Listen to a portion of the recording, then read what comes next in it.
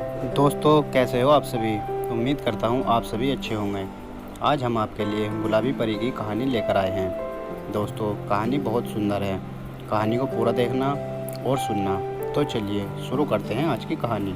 बहुत समय पहले की बात है। परी लोक में बहुत सारी परियां रहती थीं। उनमें से गुलाबी परी सबसे प्यारी थी। वह रानी परी की सबसे चहेती परी भी थी। गुलाबी परी यदि कोई इच्छा करती तो वह उसे ज़रूर पूरा करती। गुलाबी परी एक दिन खेलते खेलते गुलाबी परी के मन में आया कि क्यों न पृथ्वी लोक पर सैर के लिए जाया जाए।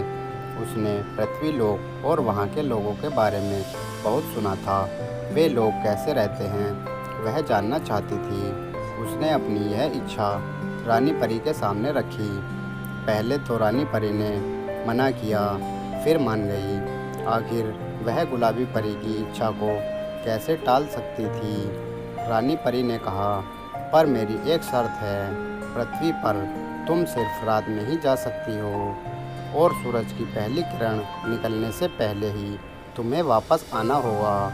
सूरज की किरणें तुम्हारे ऊपर नहीं पड़नी चाहिए, नहीं तो तुम्हारे पंख पिघल जाएंगे और तुम वापस नहीं आ पाओगी। तुम्हें हमेशा के लिए मनुष्यों के साथ ही रहना पड़ेगा। ठीक है, गुलाबी परी ने जल्दी से कहा। वह तो पृथ्वी लोक पर जाने के नाम से ही उत्साहित थी, लेकिन तुम अकेले नहीं जाओगी।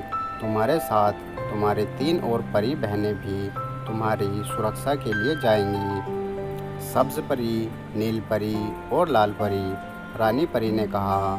गुलाबी परी और भी खुश हो गई। ये सब तो मेरी सहेलियां हैं, अब तो और भी मज़ा आएगा। हम सब वहाँ जाकर मज़े करेंगे, किसी बाग में खेलेंगे और नृत्य करेंगे।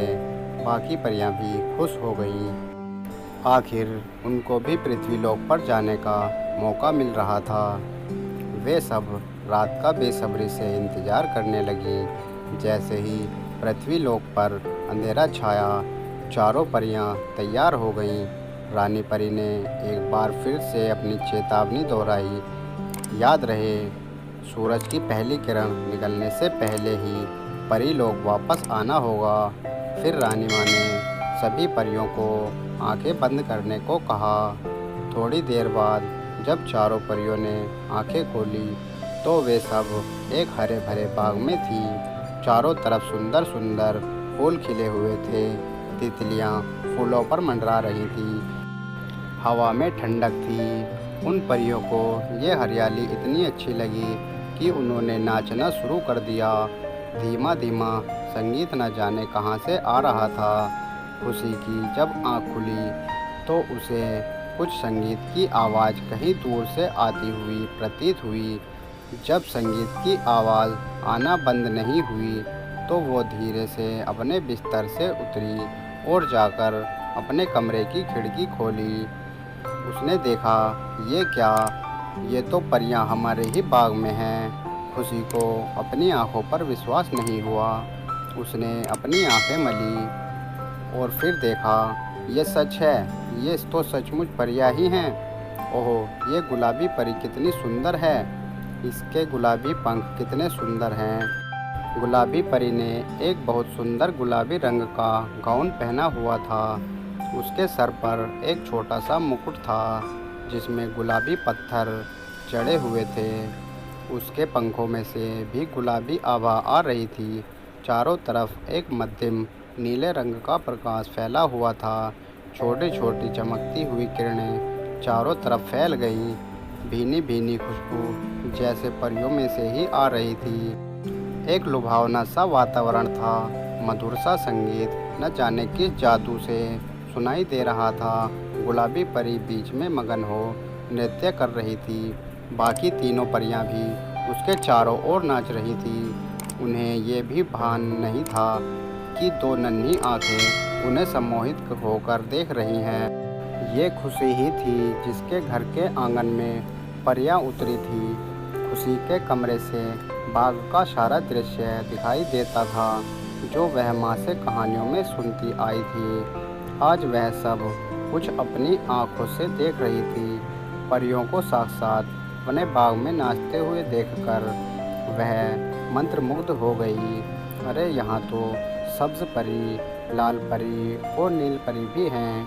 खुशी की नज़र उन पर गई। उनके वस्त्र, पंख और मुकुट भी हरे, लाल और नीले थे, उतने ही सुंदर जैसे कि गुलाबी परी के थे। खुशी परियों के नृत्य में जैसे खोसी गई। कितना समय बीत गया पता नहीं चला। खुशी, बेटा उठो, स्कूल जाने का समय हो गया। उसके कानों में माँ की आवाज़ पड़ी तो वह चौंक कर बिस्तर पर बैठ गई। अरे मैं क्या सपना देख रही थी? खुशी ने सोचा, ये तो सपना ही था। मैं तो सोकर उठी हूँ। मम्मी की कहानी कब ख़त्म हुई और मैं कब सो गई पता ही नहीं चला। और कहानी की परियों को सपने में देखने लगी। बिस्तर से उतरकर वह खिड़की पर खड़ी होकर बाग की तरफ देखने लगी। तभी उसकी नज़र गुलाब के पौधे के पास गई, जहाँ कोई चीज़ चमकती हुई दिखाई दे रही थी। खुशी दौड़कर बाग में गई। ये क्या, घास में एक चमकीला सा सितारा पड़ा हुआ था। और दोस्तों, यही हमारी कहानी का एंड होता है। प्यारे दोस्तों, हम YouTube पर नए हैं और मेहनत से काम कर रहे हैं, तो दोस्तों प्लीज़ सपोर्ट कीजिए। और अगर आपको हमारी ये कहानी पसंद आई हो तो प्लीज़ वीडियो को लाइक कर देना और कमेंट करके हमें ज़रूर बताना कि आपको हमारी ये कहानी कैसी लगी। और अगर आपने अभी तक हमारे YouTube चैनल को सब्सक्राइब नहीं किया है तो प्लीज़ चैनल को सब्सक्राइब करके घंटी को भी दबा दीजिएगा, क्योंकि हम आपके लिए इसी तरह की वीडियोज़ नई नई कहानी के साथ लाते रहते हैं।